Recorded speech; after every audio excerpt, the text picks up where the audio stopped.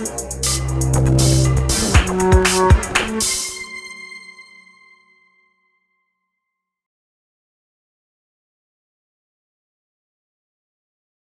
fourth standing pole posture that we did was the hands pointing forwards, palms pressing down posture, sometimes called mysterious zhuang.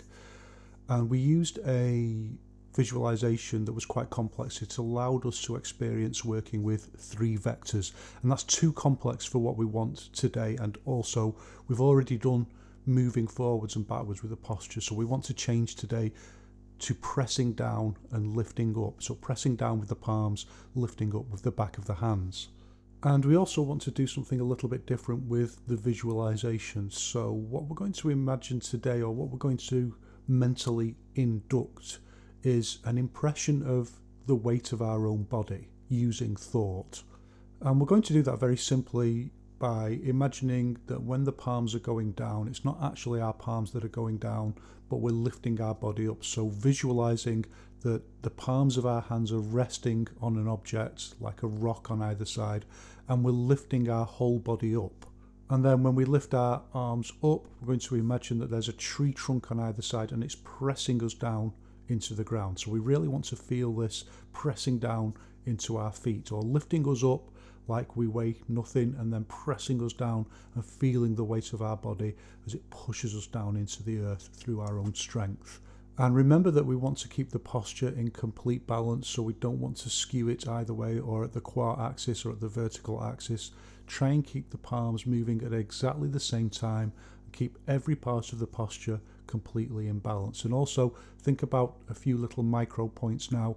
Think about keeping the back straighter, the head straight, and also think about how bent you are at the knees and the quad.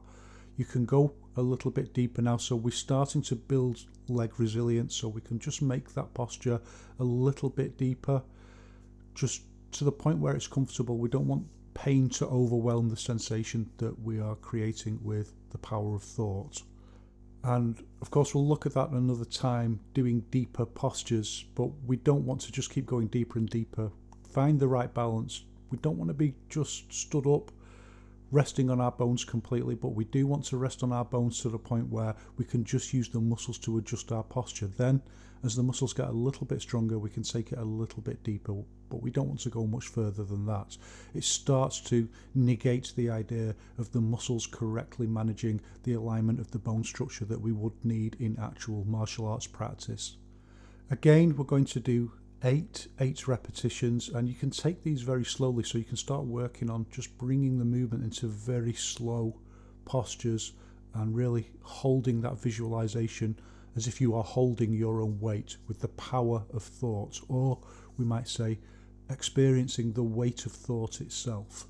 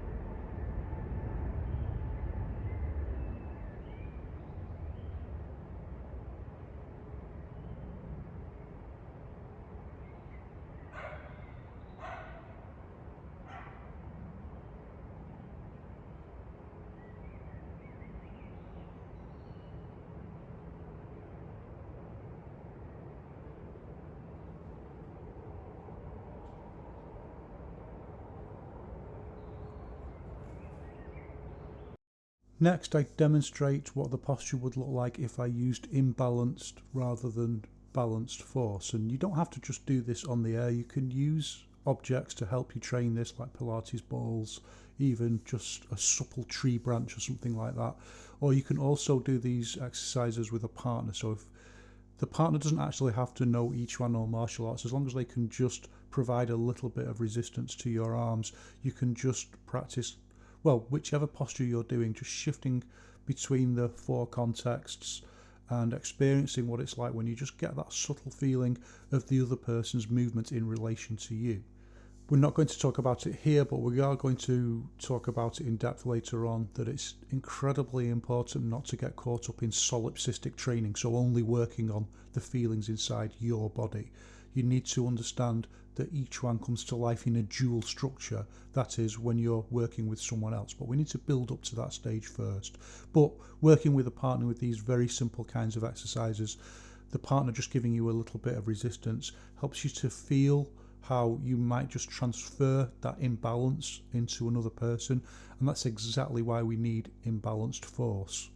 In many ways, it's the essence of everything that we're doing, that we create imbalance, but the other person that we apply that imbalance to can't manage it or control it quite as well as we can in that instance, so we win that exchange.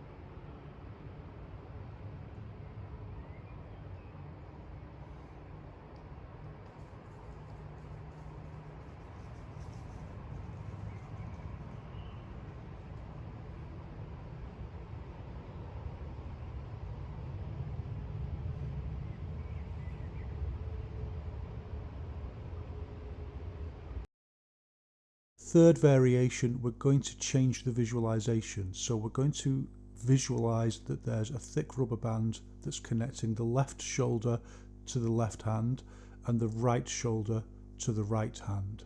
And as we push down, we're going to feel the resistance between each hand and each corresponding shoulder. And then as we lift the arms, we're going to visualize that there's a similar thick rubber band that extends from the wrist down to the leg on the same side, or I should say the foot or the bottom of the foot. So it's looped around the wrist and it's looped around the bottom of the foot, and we feel that offering resistance as we lift the arms up. Again, return to performing the posture in as completely balanced way as possible, trying not to skew it in any direction, just keeping those rubber bands completely in alignment with one another. And one of the things that we want to feel here is the difference in the legs. So we want to experience which parts of the legs are being activated when we use each kind of visualization. And I'm not going to explain that. That's something to experience for yourself and come up with the answer yourself. We're going to do the posture 8 times as per usual, so let's crack on and give it a go.